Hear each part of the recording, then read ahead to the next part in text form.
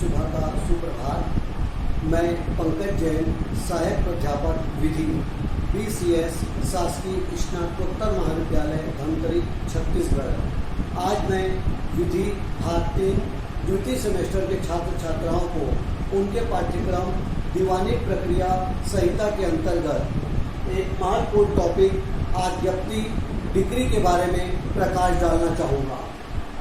आज्ञप्ति decree अधिनियम की धारा 2 की उपधारा 2 में इसे परिभाषित किया गया है। न्यायालय के न्याय निर्णय को 2 भागों में बांटा जा सकता है। पहला है आज्ञप्ति अर्थात डिक्री और दूसरा है आदेश। हम देखेंगे कि डिक्री क्या है। डिक्री को अधिनियम की धारा 2 की उपधारा में परिभाषित किया गया है, जिसमें कहा गया है कि डिक्री में न्यायालय का कोई ऐसा न्याय निर्णय या न्याय निर्णय की औपचारिक अभिव्यक्ति अभिप्रेत है जो जहां तक उसे अभिव्यक्त करने वाले न्यायालय से संबंधित है, वाद के सभी या किन्हीं विवादग्रस्त विषय के संबंध में किसी पक्षकारों के अधिकारों का निश्चयक रूप से अवधारण करता हो। डिक्री प्रारंभिक भी हो सकती है और अंतिम भी। अब इस परिभाषा को मैं आपको संक्षेप में समझाना चाहूंगा।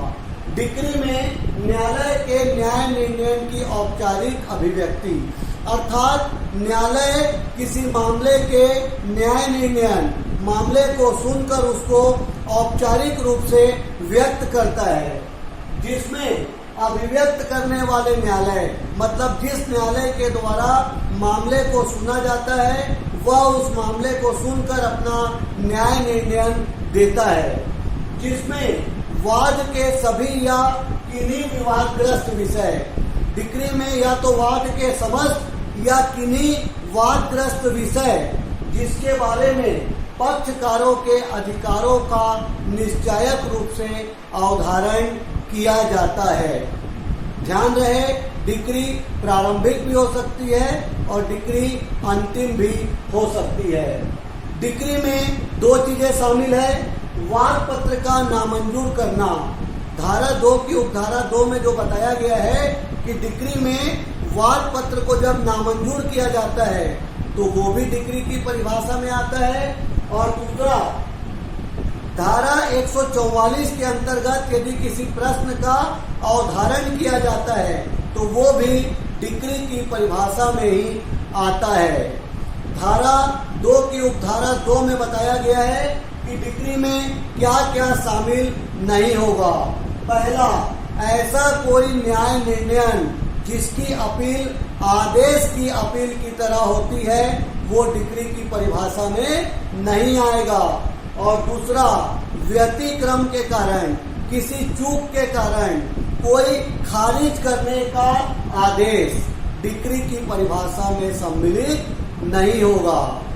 डिक्री मैंने आपको बताया प्रारंभिक भी हो सकती है और अंतिम भी हो सकती है। अतः जब न्यायालय द्वारा किसी मामले को सुना जा रहा है तो अभी भी और आगे कार्यवाही होना यदि शेष है तो डिक्री प्रारंभिक होगी। और जब न्यायालय ने मामले को सुनकर गुण दोष के आधार पर जांच कर अंतिम रूप से निश्चयक रूप से निर्णय दे दिया हो तो डिक्री अंतिम मानी जाएगी। डिक्री भागता प्रारंभिक और भागता अंतिम भी हो सकती है।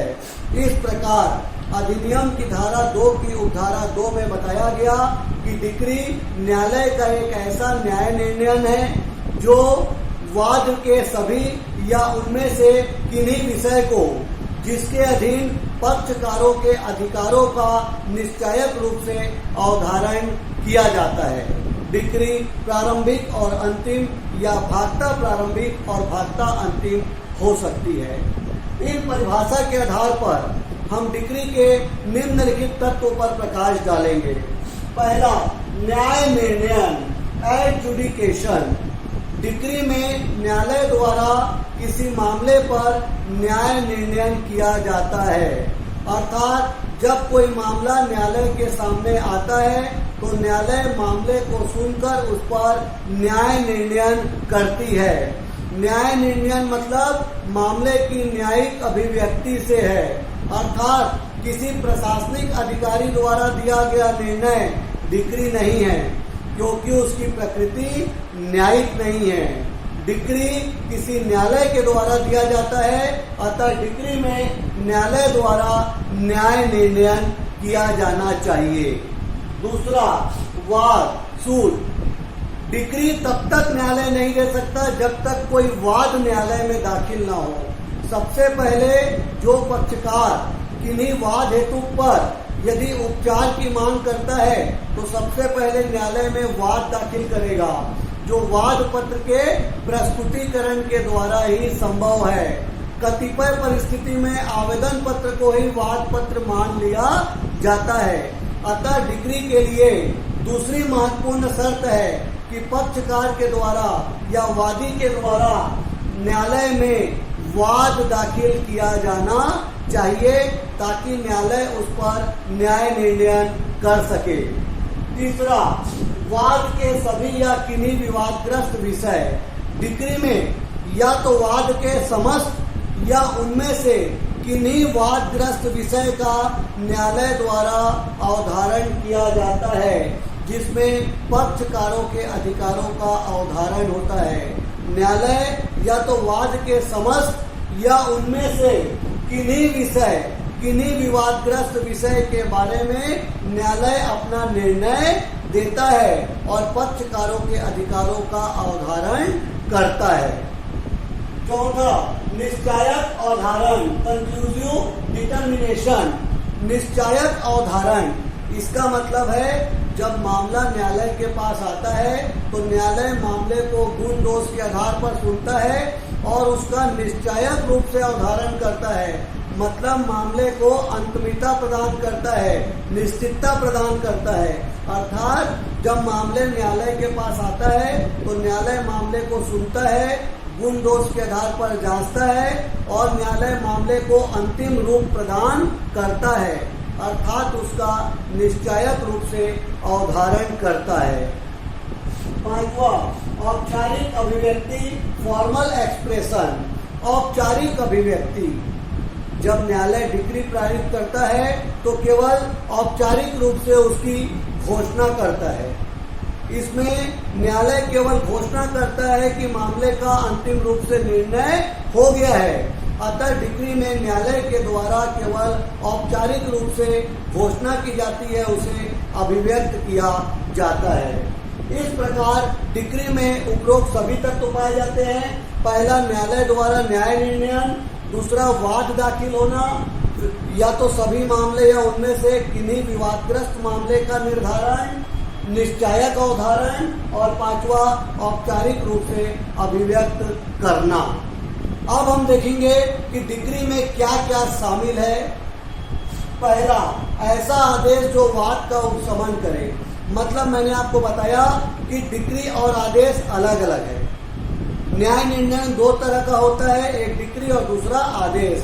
तो ऐसा आदेश जो वाद का उपशमन कर दे, ऐसा आदेश को डिक्री माना जाएगा। दूसरा, वैध प्रतिनिधि के आवेदन को अपास्त करना। जब किसी मामले में वैध प्रतिनिधि या उसकी ओर से कोई आवेदन लाया गया है तो उनके आवेदन को जब अपास्त कर दिया जाता है तो ऐसा आदेश भी डिक्री माना जाएगा। तीसरा, निष्पादन के स्थगन के प्रश्न का अवधारण।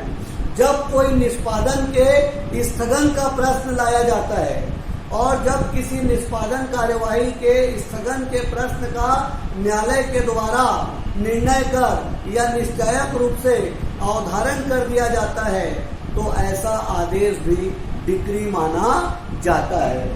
चौथा, नीलामी द्वारा विक्रय।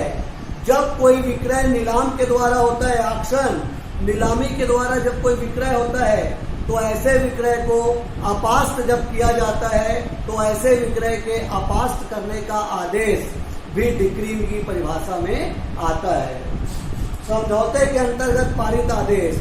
जब कोई आदेश ऐसा हो जो समझौते के अंतर्गत पारित किया जाता है तो उसे भी डिक्री माना जाएगा। वाद हेतु की अपर्याप्तता, कभी कभी ऐसी स्थिति आती है कि किसी मामले में वाद हेतु पर्याप्त नहीं रहता, अपर्याप्त रहता है। तो वाद हेतु की अपर्याप्तता के कारण जब वादी या प्रतिवादी किसी को भी उन्मोचित कर दिया जाता है तो ऐसा आदेश भी डिक्री की परिभाषा में शामिल है। वाद पत्र को अपास्त करना, जब न्यायालय में वाद पत्र वादी द्वारा दाखिल किया जाता है और न्यायालय जब उस वाद पत्र को अपास्त कर लेता है तो ऐसा आदेश भी डिक्री है। अपील की काल बाधित अवधि के कारण खारिज करना, यदि कोई अपील की गई लेकिन अपील की अवधि बीत गई है और समय सीमा उसकी निकल गई है, तो अपील जब काल बाधित हो जाती है तो ऐसी स्थिति में अपील को खारिज कर दिया जाता है।